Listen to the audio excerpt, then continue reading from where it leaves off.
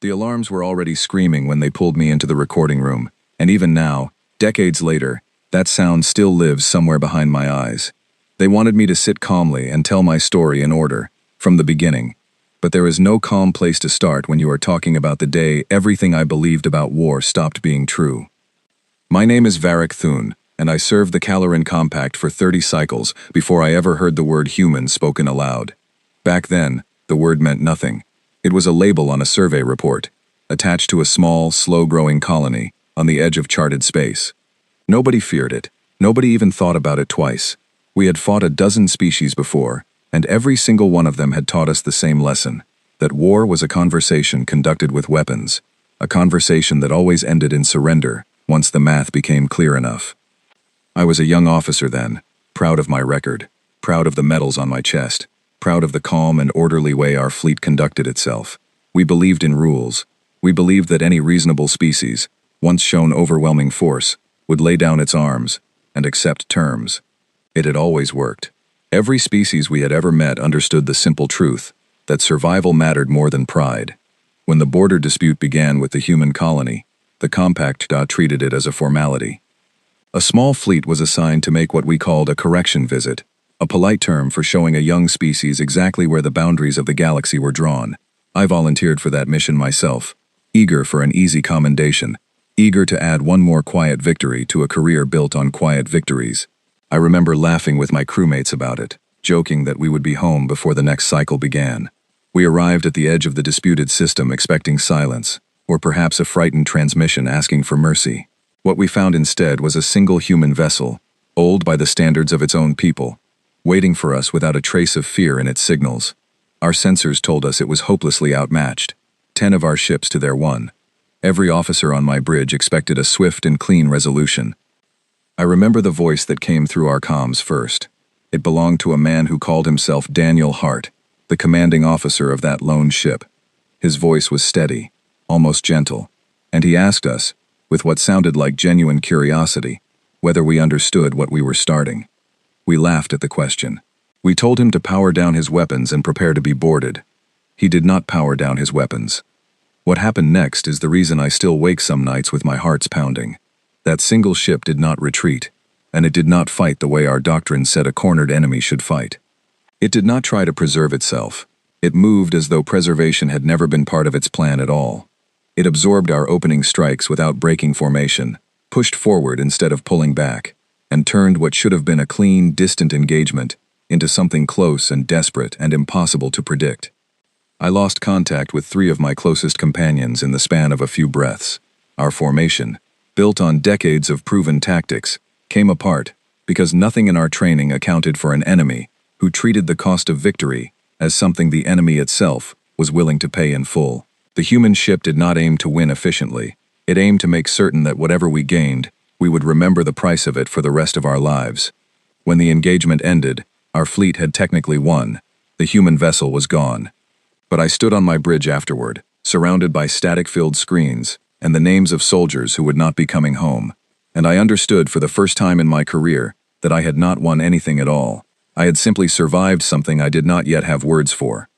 We sent our reports back to Compact Command, and I remember how strange it felt to write them. I tried to describe what had happened in the calm, structured language we always used for combat summaries, the kind of language built for ordinary wars between ordinary species. The words refused to fit. I kept crossing out lines because they sounded like exaggeration, even though every word was true. Command did not believe us at first. They assumed pilot error, faulty equipment, perhaps even cowardice, dressed up as an excuse. They sent investigators to question my crew one by one, certain that somewhere in our story was a simple explanation that would make the universe make sense again. There was no such explanation. There was only the truth, plain and uncomfortable, that a single outdated ship from a species we had barely noticed had fought like nothing any of us had ever studied. I remember sitting across from one of those investigators, a calm and methodical officer named Leora Vant, who had reviewed 100 combat reports in her career and never once needed to ask the questions she asked me that day. She wanted to know why we did not simply outmaneuver a lone vessel with 10 ships at our disposal. I told her the truth, that we tried, and that trying had not mattered, because the human commander was not playing the same game we were. He was not trying to win the battle. He was trying to teach us something, and he succeeded. It would be easy, looking back, to say that this was the moment I understood what humanity truly was. But the truth is more honest than that. In that moment, I understood nothing except fear, a fear so unfamiliar that I did not even recognize it as fear at first. I thought it was exhaustion. I thought it was grief. It took me a long time afterward to admit that what I felt, sitting in that quiet debriefing room with my hands still trembling, was the first real fear of my entire career. The compact, to its credit, did not ignore the warning forever. Within a single cycle, what had begun as a minor border dispute became something the entire galaxy started calling the human front. Fleets that had once been spread thin across a dozen quiet borders were redirected toward human space. I was reassigned almost immediately, my reputation as one of the few survivors of that first encounter making me, in the eyes of command, valuable rather than damaged. I did not feel valuable. I felt like a man who had been handed a warning and was now being sent back into the fire to confirm it. Before I left for my new assignment, I spoke with my old mentor, a retired admiral named Farron Dask, who had taught me everything I knew about discipline and patience in war. I asked him what he made of the reports coming back from the front. He was quiet for a long moment, the kind of quiet that told me he had already heard far worse than what I had brought him. Then he said something I have never forgotten. He told me that every species the Compact had ever fought wanted to live more than it wanted to win. He said the reports from the human front suggested something different, something that frightened him more than any weapon ever could.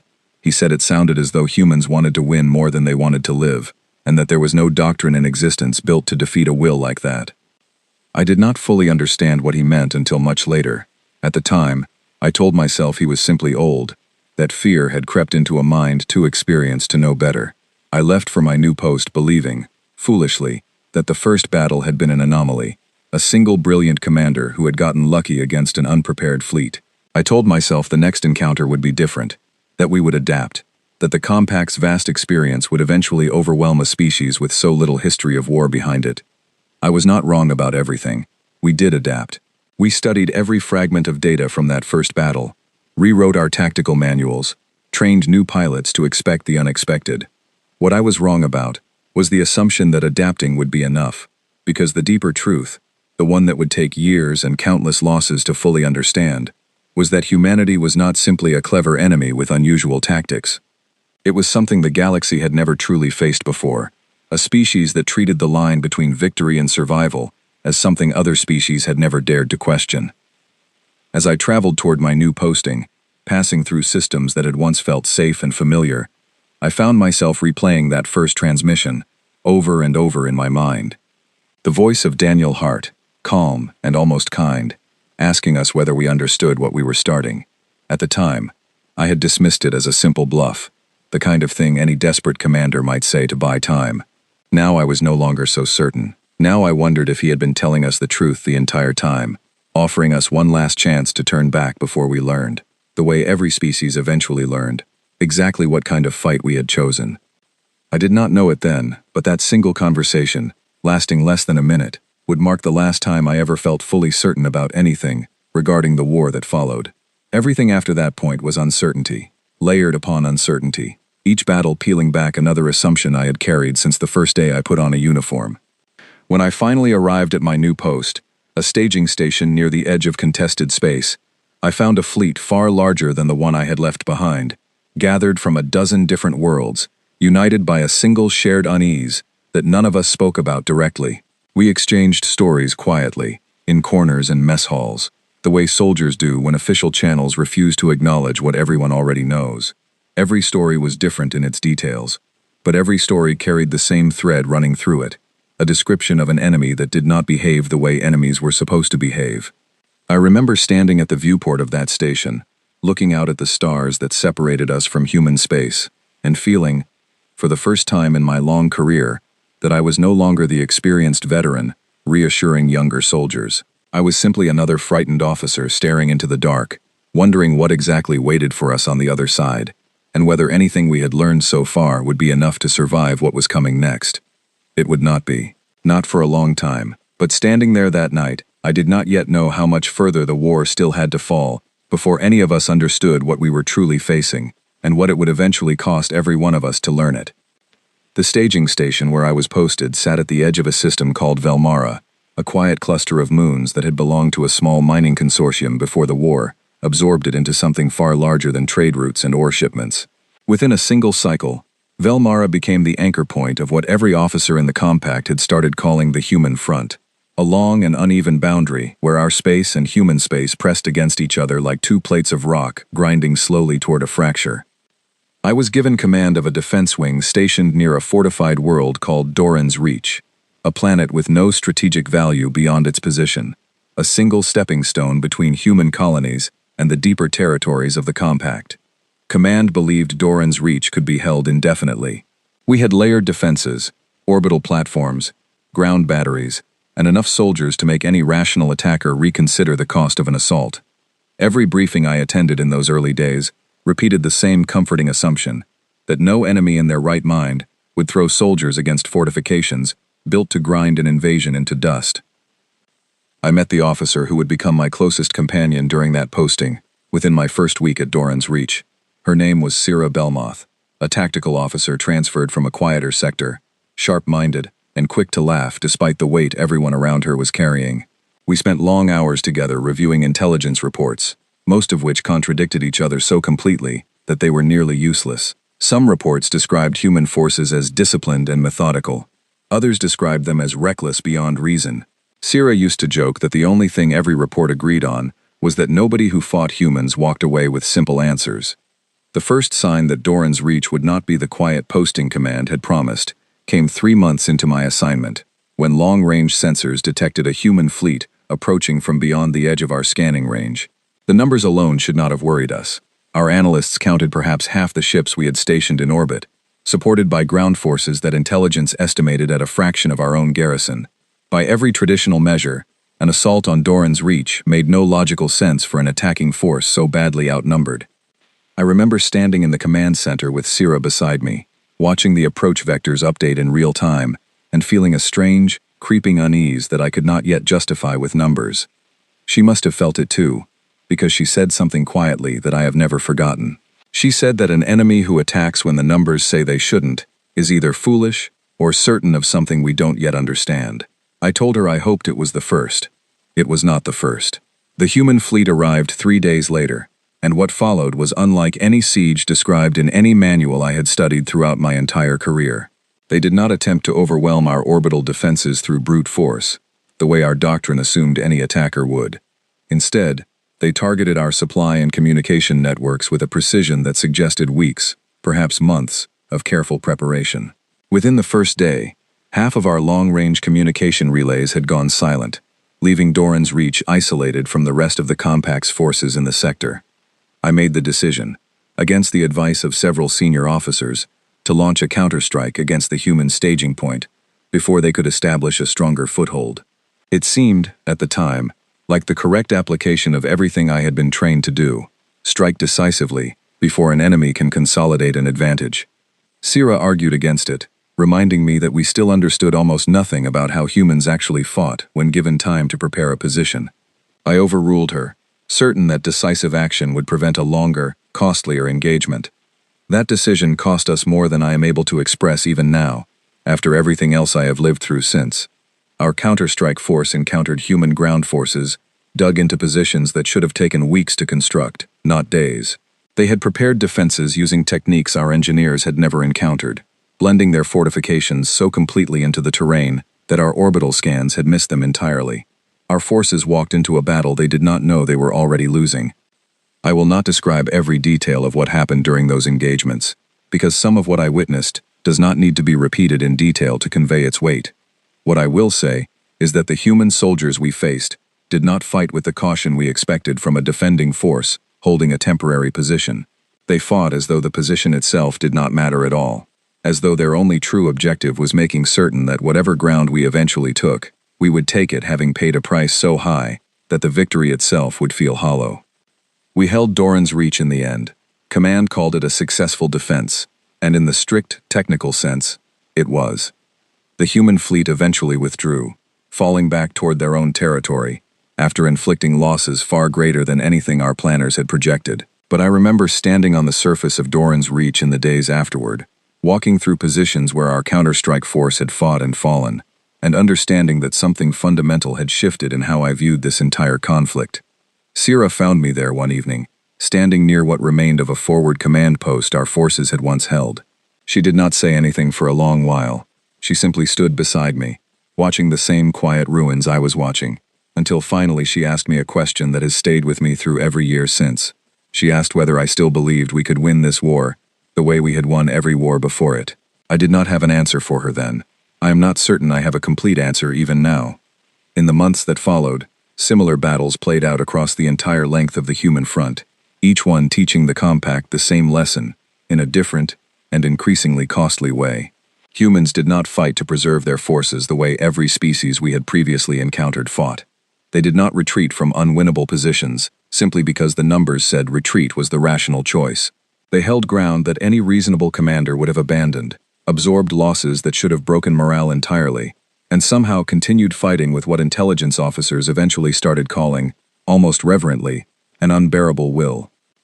I began keeping a personal log during this period, separate from my official reports, because I needed somewhere to record the things that did not fit neatly into compact military language. I wrote about soldiers under my command who had started flinching at the mere mention of a human engagement, veterans who had fought a dozen wars without hesitation, suddenly requesting reassignment to quieter postings. I wrote about the strange respect that began creeping into our ranks, a grudging acknowledgement that whatever else humans were, they were not the easy, predictable enemy we had assumed at the start of this conflict. One battle in particular has stayed with me more vividly than any other from that period, an engagement near a contested moon called 3V, that intelligence had identified as a critical supply junction for human forces operating in the region. Command believed that capturing Threvi would cut off human reinforcements to several nearby systems, effectively collapsing their entire forward position along that section of the front. On paper, it was an excellent strategic objective. In practice, it became one of the costliest engagements of the entire war up to that point. I was given command of the assault force, a combined fleet drawn from 3 different sectors, supported by ground troops experienced in planetary invasion. We outnumbered the defending human garrison by a margin that should have guaranteed a swift victory within days. Our analysts projected minimal losses and a clean strategic win. I remember reading that projection and allowing myself, for the first time in months, to feel something close to confidence. The assault began as planned.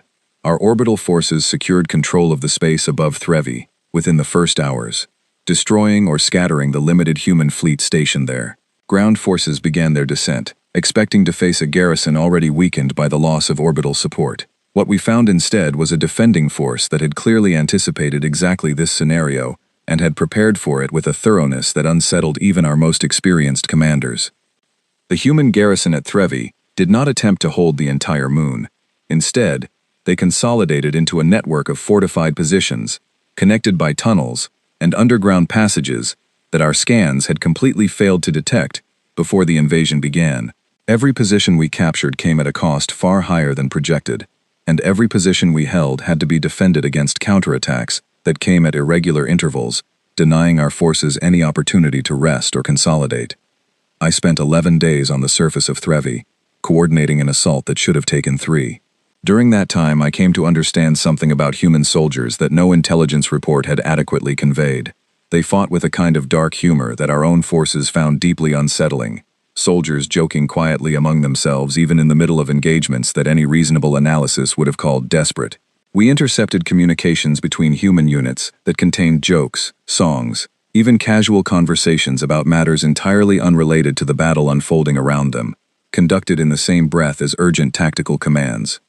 Sierra, who had been reassigned to my command staff by that point, remarked during one particularly difficult night that the human soldiers seemed to treat fear itself as something to be mocked rather than obeyed. I did not understand what she meant at the time. I understand it now, though understanding it has not made it any less unsettling. We eventually secured Threvi, but the cost was staggering. Command celebrated the victory as a major strategic success, and in terms of the larger war, it likely was. But I remember standing in the command center after the engagement ended, reviewing casualty reports that dwarfed every projection we had made before the assault began, and feeling a deep and growing certainty that something about this war did not function the way wars were supposed to function. It was during the aftermath of Threvi that I first began hearing rumors among the soldiers under my command. rumors about specific human units, who fought with an intensity that went beyond even what we had already witnessed. Soldiers spoke in hushed tones about engagements where human forces continued fighting, long after any rational calculation would have suggested surrender. Units that seemed to draw strength from circumstances that should have broken them entirely. I dismissed these stories at first as exaggeration born from fear and exhaustion, the kind of legend that spreads naturally among soldiers who have witnessed things they struggle to explain. I would soon learn that these stories were not exaggerations at all. As the war continued to spread across the front, I found myself transferred between postings with increasing frequency, command apparently believing that my survival through engagements like Doran's Reach and Trevi made me a valuable asset for training newer officers in what little we had learned about fighting humans effectively. I did not feel like a valuable asset. I felt like a man who had survived 2 battles he should not have survived, carrying lessons he was not entirely certain he wanted to teach anyone else.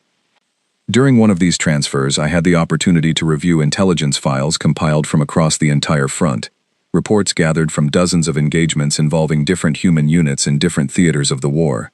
Reading through those files in sequence revealed a pattern that no single battle could have shown me on its own. Humans, across every engagement, across every theater, displayed a consistent willingness to accept losses that any other species would have considered unacceptable, combined with a tactical creativity that suggested they were not simply enduring the war out of stubbornness, but actively reshaping how war itself could be fought. I remember bringing these findings to a senior strategic officer named Halvek Oren, a veteran far more experienced than myself, hoping he might offer some explanation that would make the pattern less unsettling. Instead, he told me something that has remained with me ever since. He said that every species the Compact had encountered before humans understood war as a means to an end, a tool used to achieve some larger goal of survival or expansion. He said the data increasingly suggested that humans understood war differently, not simply as a tool, but as something closer to a test of will, that they were determined never to fail, regardless of the cost involved in passing it. I did not want to believe him. I spent months afterward looking for evidence that would contradict his assessment, hoping to find some rational explanation that would restore the predictable logic I had relied upon throughout my entire career. What I found instead, the deeper I looked, only confirmed what he had told me, layer after layer of evidence suggesting that humanity approached conflict from a foundation entirely different from anything the galaxy had encountered before. By the time my posting near Trevi ended, and I received orders transferring me deeper into the contested territories along the front, I had stopped expecting this war to resolve itself the way previous wars had. I no longer believed that overwhelming force alone would eventually compel humanity towards surrender. I had begun to suspect, though I was not yet ready to say it aloud to anyone outside my closest companions, that we were fighting an enemy who might simply refuse to lose, regardless of what it cost them to keep refusing. That suspicion would only deepen in the engagements that followed, as I encountered firsthand the things that soldiers across the front had only whispered about until then. The things that would eventually convince me, and convince much of the galaxy alongside me, that humanity was not merely a powerful enemy, but something the rules of war had never been written to account for at all.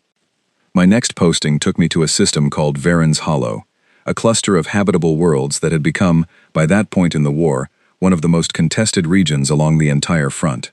Unlike Doran's Reach or Trevi, Varen's Hollow held genuine strategic value, a network of shipyards and supply depots that whichever side controlled them could use to project power deep into enemy territory. Command considered it one of the most important postings in the entire war, and the forces gathered there reflected that importance, the largest combined fleet I had served alongside since the conflict began. I arrived at Varen's Hollow carrying everything I had learned from Doran's Reach and Trevi, determined not to repeat the mistakes that had cost so many lives in those earlier engagements. I requested, and was granted, a position on the strategic planning staff, rather than direct field command, believing that my experience might be more valuable shaping overall strategy than leading another assault that could end the way Trevi had ended. Sira transferred alongside me once again, her own reputation as a tactical analyst having grown considerably since our time together at Doran's Reach. The commanding officer at Varen's Hollow was a respected admiral named Corvin Thiel, a methodical strategist who had built his entire career on patience and careful calculation. He welcomed our experience with the kind of seriousness that had become increasingly rare among officers who had not yet faced humanity directly. He told us, during our first briefing together, that he intended to win the coming engagement, not through overwhelming force, but through superior planning, a strategy built on the lessons that soldiers like myself had paid so dearly to learn. For a time, his approach seemed to work. The opening months at Varen's Hollow proceeded with a caution and precision that felt almost unfamiliar after the chaos of Threvi. Admiral Thiel refused to commit forces to engagements without thorough preparation, refused to underestimate human capabilities the way so many earlier commanders had, and built a defensive network around the system that incorporated everything we had learned about human tactics from the engagements before it. Sira and I spent long hours reviewing every intercepted communication, every fragment of intelligence, searching for patterns that might give us an advantage going forward. It was during this period that I first encountered direct evidence of the things that had previously reached me, only as rumor, stories about human soldiers who fought with an intensity that seemed to defy every principle of self-preservation. Our intelligence officers had begun compiling detailed profiles on specific human military units, tracking their movements and engagement patterns across multiple battles. One particular unit, designated in our reports simply as the formation under a commander named Edward Lang, had developed a reputation among our forces that bordered on something close to legend. The reports describing Lang's formation were unlike anything else in our intelligence files. Soldiers who had faced them in combat described an enemy that seemed to grow more determined the worse their situation became, units that continued fighting effectively, even after sustaining losses that should have rendered them combat ineffective by any reasonable military standard. One report described an engagement where Lang's forces, reduced to a fraction of their original strength and cut off from resupply, had not only held their position, but had managed to inflict losses on the attacking force, significant enough to force a complete withdrawal. I remember discussing these reports with Admiral Thiel late one evening, both of us trying to make sense of patterns that resisted every conventional explanation we attempted to apply. He suggested, somewhat reluctantly, that perhaps these reports were simply exaggerated, the natural result of frightened soldiers overestimating an enemy that had frightened them badly. I wanted to believe him. I had wanted to believe similar explanations many times before, and each time, the evidence had eventually proven those comfortable explanations wrong. The true test of everything Admiral Thiel had built at Varen's Hollow came nearly a year into my posting there, when long-range scouts detected a substantial human fleet approaching the system, far larger than anything we had previously encountered along this section of the front. Intelligence estimates suggested this was no mere raiding force or probing attack, but a full-scale offensive intended to seize control of the shipyards and supply depots that made Varen's Hollow so strategically valuable. What followed was, by every measure available to military historians both before and after, one of the most significant engagements of the entire human front, a battle that would eventually be studied by strategists across the galaxy for generations to come. I will attempt to describe it as clearly as I can, though I confess that even now, recalling those events brings back a weight that words struggle to fully convey.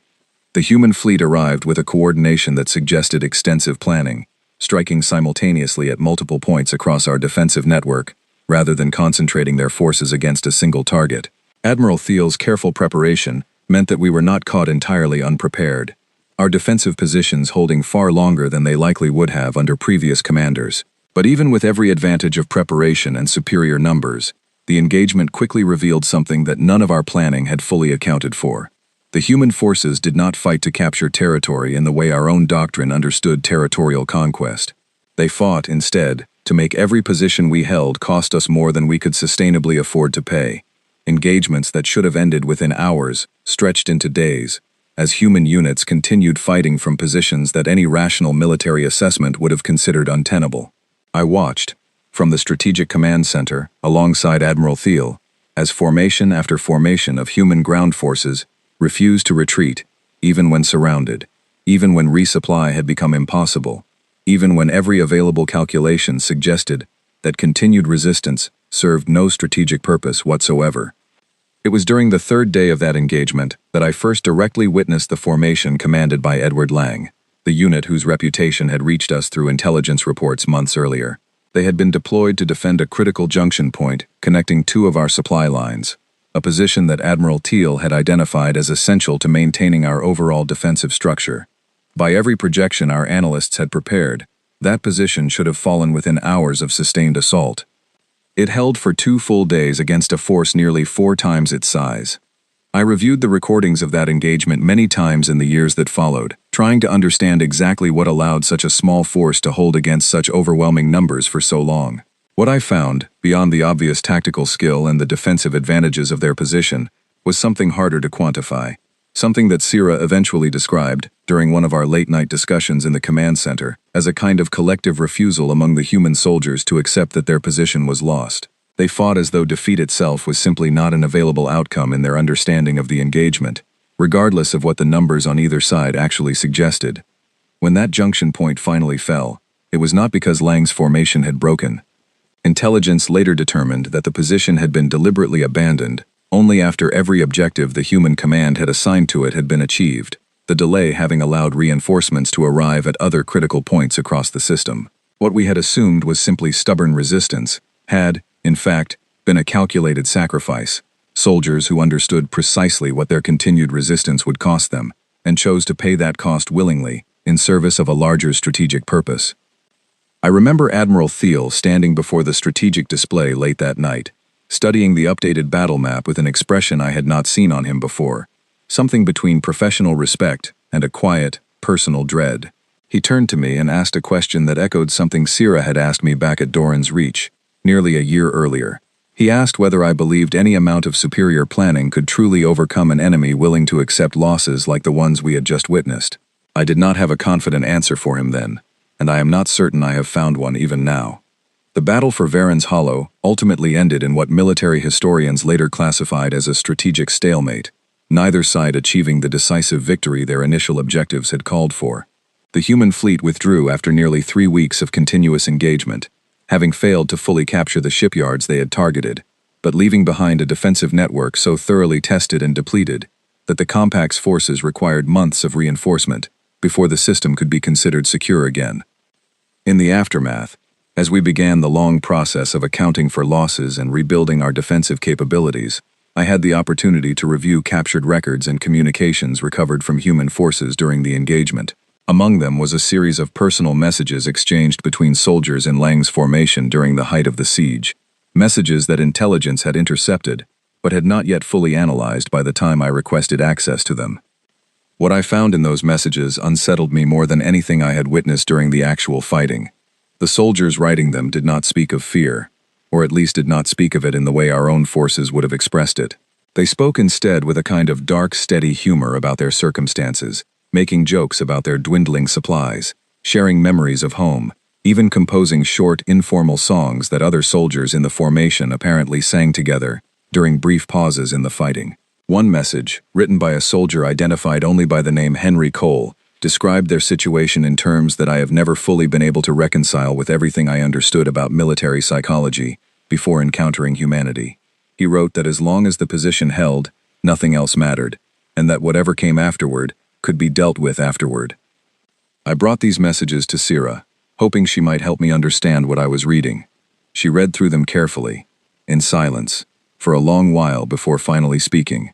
She told me that what we were witnessing was not simply unusual courage, the kind that any species might occasionally display under pressure.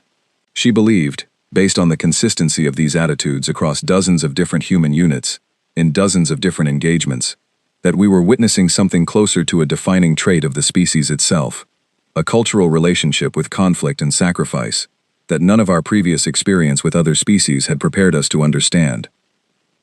It was around this same period that the Compact began circulating, through official and unofficial channels alike, the first detailed psychological assessments of human prisoners of war. These assessments would eventually reshape how the entire galaxy understood the conflict we were fighting, revealing patterns of behavior among captured humans that confounded even our most experienced interrogators and psychologists. I would encounter these assessments directly during my next posting, an experience that would prove, in many ways, even more unsettling than anything I had witnessed on the battlefields of Doran's Reach, Threvi, or Varen's Hollow. But before that next chapter of my service began, I took a brief period of leave, the first true rest I had been granted since the war began. I spent it on a quiet world far from any front line, trying to process everything I had witnessed over the preceding years. I remember sitting alone one evening, looking up at unfamiliar stars, and thinking about something Admiral Thiel had said to me before I departed Varen's Hollow.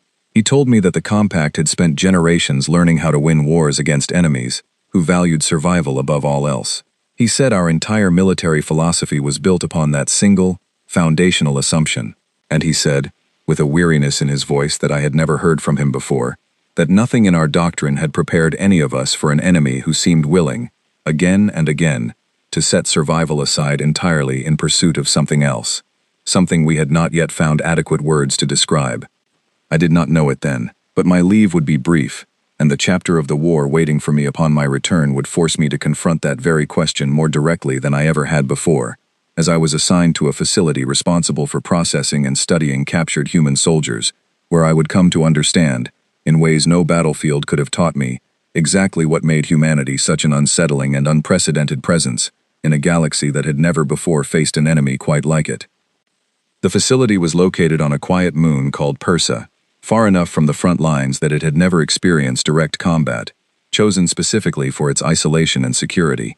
My assignment there came as something of a surprise, since I had spent my entire career in combat roles rather than intelligence work, but Admiral Thiel had personally recommended me for the posting, believing that my first-hand experience fighting humans would prove valuable in interpreting the behavior of those we had managed to capture. I arrived at Persa expecting something resembling the quiet, controlled environment one might imagine for such a facility.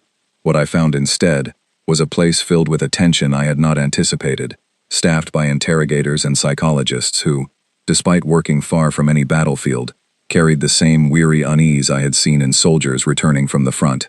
I would soon understand why. My first meeting with the facility's lead psychologist, a thoughtful and careful researcher named Grace Whitfield, set the tone for everything that followed. She had been studying human prisoners since the earliest days of the war, and had compiled what was, by that point, the most extensive psychological record of human behavior under captivity that existed anywhere in compact space. She welcomed me with a kind of cautious warmth, the manner of someone who had grown accustomed to delivering unsettling information to newcomers who were not yet prepared to hear it. She began by walking me through the facility's general population, a section housing several dozen captured human soldiers from various engagements across the front. I expected to find prisoners broken by captivity, the way most species responded to defeat and confinement, withdrawn, fearful, eager to cooperate in exchange for better treatment. What I found instead unsettled me immediately. Prisoners who greeted our presence with calm curiosity, rather than fear, some of them even attempting to engage our guards in casual conversation, as though captivity were simply an inconvenient circumstance, rather than a defeat to be mourned. Grace explained that this pattern had held remarkably consistent across nearly every human prisoner the facility had processed. Unlike soldiers from other species, who typically displayed predictable patterns of distress and eventual compliance under standard interrogation methods, human prisoners seemed to approach captivity with what she described as an almost stubborn refusal to internalize defeat. They would answer questions evasively, often with humor, that our interrogators found genuinely difficult to interpret, treating even serious interrogation sessions as opportunities for conversation, rather than confrontation. One case in particular, which Grace shared with me during my first week at the facility, illustrated this pattern more vividly than any report could have conveyed on its own. A captured soldier named Oliver Marsh had been held at the facility for nearly 8 months by the time I arrived, longer than almost any other prisoner in the facility's history. Standard psychological assessment predicted that prolonged captivity should have produced significant distress, yet Grace's records showed the opposite. Marsh had, over the course of his captivity, formed something resembling genuine rapport with several of the facility's staff, including guards who had initially approached him with the same caution reserved for any dangerous captive. I requested permission to observe one of Marsh's regular sessions with Grace, curious to understand firsthand what she had been describing in her reports. What I witnessed during that session has remained one of the more difficult memories of my entire service, not because of anything violent or distressing in the traditional sense, but because of how thoroughly it contradicted everything I understood about how a defeated soldier should behave. Marsh spoke openly, almost cheerfully, about his experiences in the war, sharing stories about his unit, his training, even small personal details about his life before the conflict began. He answered Grace's more sensitive questions with a kind of practiced deflection that suggested genuine skill rather than simple stubbornness, redirecting conversations away from anything militarily useful while still maintaining an atmosphere of apparent openness. At one point during the session, he made a joke about his own captivity that caused one of the guards stationed near the door to laugh before catching himself, clearly unsettled by his own reaction. After the session ended, I asked Grace how she made sense of behavior like this. prisoners who seemed almost unaffected by the psychological weight of defeat and confinement that should have, by every model we understood, eventually broken down their resistance. She told me something that has stayed with me ever since. An observation she had developed over years of studying captured humans far more closely than any other researcher in compact space. She believed that humans approach defeat and captivity through a psychological framework fundamentally different from anything we had previously encountered, where most species, our own included, measured personal worth and morale heavily against immediate circumstances, success or failure in the moment, victory or defeat in a given engagement. Humans appeared to measure those things against something longer and less immediate, a sense of purpose or identity that captivity alone seemed unable to fully dismantle. She described it, somewhat uncertainly, as though humans carried their sense of self somewhere that battlefield outcomes simply could not reach. This observation connected, in my mind, to something I had witnessed during the siege of Varen's Hollow, the messages exchanged among soldiers in Lang's formation during the height of that engagement, the dark humor, the songs, the apparent calm in circumstances that should have produced overwhelming distress. I began to understand that what I had witnessed on the battlefield and what Grace had been documenting in captivity were, in fact, the same underlying phenomenon, viewed from two very different angles. During my time at PERSA, I also gained access to records concerning specific human military units that had developed reputations extending beyond ordinary battlefield performance. Units that soldiers across the front had begun referring to, in increasingly common and increasingly reverent terms, as berserker formations. These were not officially designated unit types within human military structure, as far as our intelligence could determine, but rather a label that had emerged organically among soldiers on both sides of the conflict, to describe units that fought with an intensity exceeding even the already unusual standards humanity had established throughout the war. Grace had compiled extensive notes on this phenomenon, drawing on interviews with captured soldiers who had served alongside or against units that earned this reputation. The pattern she identified was consistent and, in its own way, deeply unsettling. These formations tended to emerge not from any particular training program or selection process, but organically, within units that had endured circumstances severe enough to forge a kind of collective resolve that exceeded what any individual soldier might display alone. Once formed, these units developed reputations that spread quickly among both human and compact forces. Stories of soldiers who continued fighting effectively, long after sustaining injuries or losses that should have rendered any rational combatant unable to continue. I asked Grace whether she believed these stories were exaggerated, the natural product of fear and uncertainty spreading among soldiers who had faced humanity in combat. She told me that she had initially assumed the same thing, until she conducted extensive interviews with several prisoners who had personally served in units that earned this reputation. What she found, consistently across multiple interviews conducted independently of one another, was that the soldiers themselves did not describe their behavior in the dramatic terms that had spread through rumor and legend.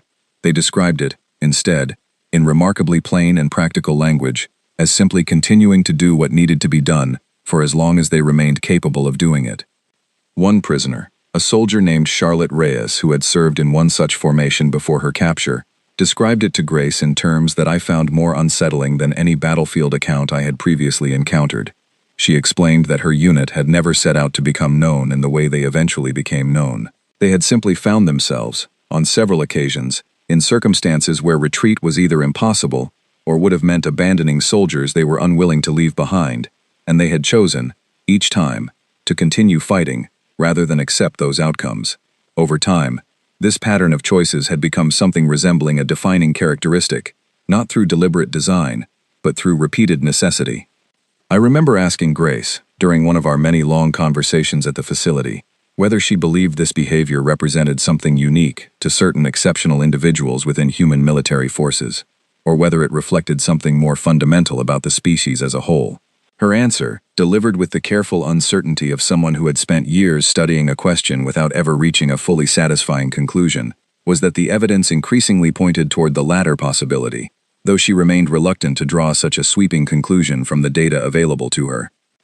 What troubled me most during my time at PERSA was not any single revelation, but the cumulative weight of everything I observed and learned during those months. I had arrived at the facility hoping to find some explanation that would make humanity's battlefield behavior comprehensible within the frameworks I already understood. some hidden weakness or exploitable pattern that the compact could eventually use to bring the war to a more conventional conclusion. What I found instead was a deeper and more thorough confirmation of everything I had begun to suspect since my very first encounter with Daniel Hart's lone vessel at the edge of human space, years earlier. Humanity did not fight the way other species fought, because humanity did not measure the cost of war the way other species measured it, where the compact, and every other civilization we had previously encountered, treated survival as the foundational value beneath every other consideration in conflict. Something that data gathered across years of warfare increasingly suggested that humans did not share that same foundational assumption, at least not in the way we understood it. They valued survival, certainly, but not above every other consideration. There existed, for many of them, things they valued more, purposes and commitments that survival alone could not outweigh, and a species willing to set survival itself aside in pursuit of something else became, by definition, an opponent that no purely defensive or attritional strategy could ever fully overcome. I left Persa after 18 months of service there, carrying with me a far deeper understanding of the war than I had possessed when I arrived, though that understanding brought little comfort. Grace and I remained in contact for years afterward, exchanging observations as the war continued to evolve, each of us trying, in our own way, to make sense of an enemy that had fundamentally challenged everything our civilization understood about conflict and survival. Before I departed for my next assignment, Grace shared with me one final observation that I have carried with me ever since, through every battle and every posting that followed. She told me that the compact had spent its entire history fighting wars against enemies, who could eventually be convinced, through sufficient pressure, that survival required surrender. She said the data from Persa, gathered across hundreds of prisoners and dozens of distinct human military formations, suggested an uncomfortable possibility that the rest of the galaxy was only beginning to grapple with, that humanity might be the first species we had ever encountered for whom that fundamental equation simply did not hold true, an enemy who could be defeated in any single engagement, but who could not, by any method our civilization currently understood, be made to accept defeat itself. That observation would prove, in the years that followed, to be more accurate than either of us could have fully appreciated at the time, as the war continued toward a conclusion that would force the entire galaxy to reckon with exactly what kind of species had arrived among the stars, and exactly what it meant for every other civilization that would now have to share the galaxy alongside them.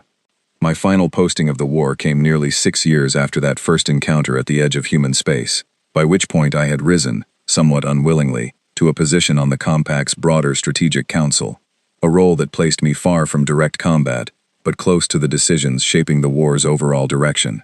I accepted the position with a heavy sense of obligation, rather than ambition, believing that my first-hand experience, gathered across years of fighting and studying humanity directly, might help guide decisions that could finally bring the conflict towards some kind of resolution.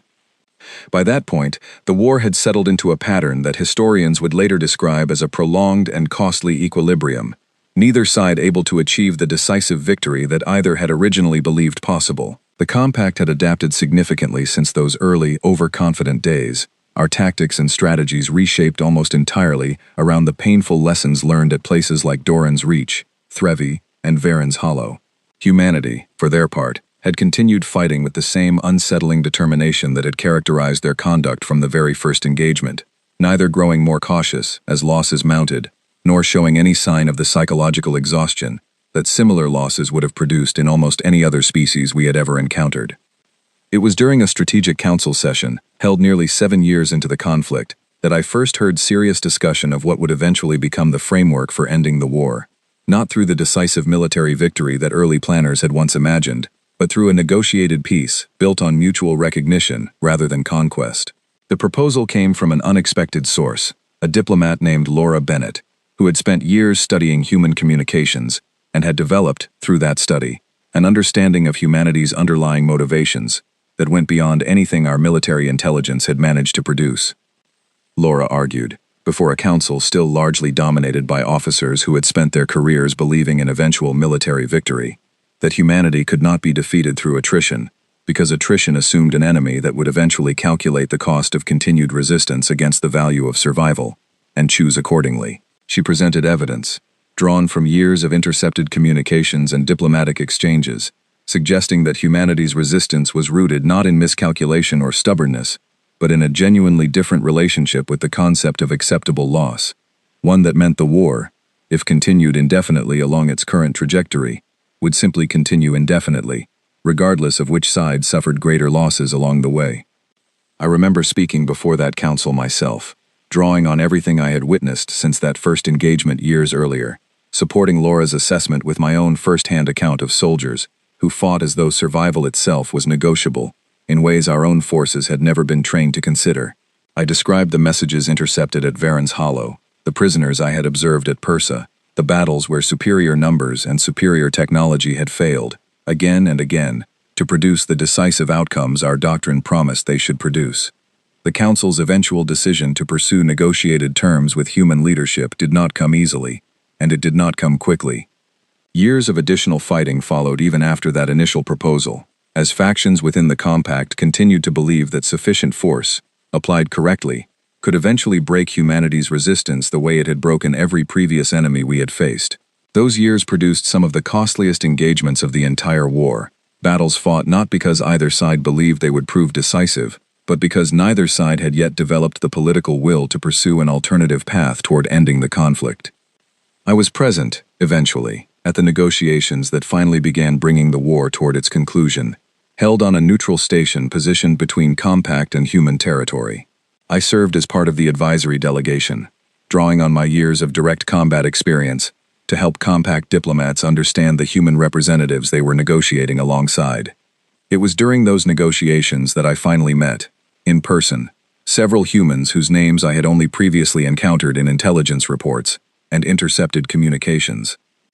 Among them was a diplomat named Nathan Webb, who had served as a military officer earlier in the war before transitioning into a diplomatic role, and who approached our delegation with a calm directness that I found, after years of fighting his species, somewhat disarming. During one of our private conversations, conducted away from the formal negotiating sessions, I asked him a question that had stayed with me since my very first encounter with humanity, years earlier. I asked him why his species fought the way they did, why survival itself seemed so often negotiable against other considerations that, from our perspective, should have mattered less. He considered the question carefully before answering, and his response has remained with me, in the years since, as the closest thing I have ever received to a true explanation for everything I witnessed throughout the war. He told me that humanity had spent its own long history fighting wars against itself, conflicts that had taught them, repeatedly and painfully, that some things mattered more than simple survival, that a life preserved at the cost of everything, that gave that life meaning, was not necessarily a life worth preserving, in the way our own species understood the calculation. He said this lesson, learned across generations of human history long before they ever encountered the wider galaxy, had simply carried forward into how they approached conflict with civilizations beyond their own world. I did not fully understand his answer at the time, and I am not certain I fully understand it even now, after everything I have lived through since. But I have come to believe that it contains, at its core, the truth that the entire galaxy eventually had to reckon with regarding humanity, a species that did not measure the cost of conflict the way the rest of us measured it, and that could not, therefore, be brought to surrender through methods that had worked reliably against every other civilization we had previously encountered. The peace that eventually emerged from those negotiations was not the decisive victory either side had originally imagined at the start of the war, nor was it a simple cessation of hostilities. It was something closer to a genuine recognition, on both sides, that the conflict could not continue indefinitely, without costs that neither civilization could ultimately sustain, combined with a grudging mutual respect that had been forged, slowly and painfully, across years of engagements that had taught each side something fundamental about the other. I retired from active service shortly after the formal peace agreements were signed, having spent nearly a decade of my life fighting and studying a species that had, in the end, reshaped my entire understanding of what war could mean. I returned to civilian life carrying memories that I have spent the years since trying, imperfectly, to make sense of. Memories of soldiers who sang before battle, of prisoners who laughed in captivity, of formations that held impossible positions simply because retreat would have meant leaving someone behind. When the researchers conducting this testimony first asked me to describe my experiences fighting on the human front, I told them, as I have told you now, that there was no simple place to begin, because nothing about that war fit neatly into the categories our civilization had always used to understand conflict. I have spent this entire account trying to explain something that resists easy explanation, an enemy that fought not to win efficiently, but to make certain that losing remained, for them, simply not an option worth considering. I am an old soldier now, far removed from the battles that defined the better part of my career, and I have had many years to reflect on everything I witnessed during those long years of war. What I have come to understand, more clearly with each passing year, is that humanity did not frighten the galaxy because they were more powerful than the civilizations they fought against, though in many respects they eventually proved to be exactly that. They frightened the galaxy because they represented something none of us had ever truly confronted before, a species willing to treat defeat as simply unacceptable, regardless of what continuing to refuse it might cost them. Even now, decades after the guns fell silent along what we once called the human front, I still hear, occasionally, soldiers and officers from a dozen different species speaking the words human warship with a particular tone, a mixture of caution and respect, that no other phrase in our shared military vocabulary quite manages to capture. It is not simply a description of a vessel or a fleet. It has become, across the galaxy, something closer to a quiet acknowledgement of everything that name represents. A reminder that somewhere among the stars exists a species that chose, again and again, to answer the question of how much they were willing to endure, with the same simple, unsettling answer. Whatever it takes. That is the truth I have carried with me since my very first encounter with humanity, all those years ago, watching a single outdated vessel refuse every reasonable path toward surrender. It is the truth that every soldier who served on that front eventually came to understand, whether they wanted to or not, and it is the truth that I have tried, as honestly as I am able, to share with you today, so that whoever listens to this testimony in the years ahead might understand, even a little, exactly what kind of nightmare the rest of us discovered the day a human warship first arrived among the stars.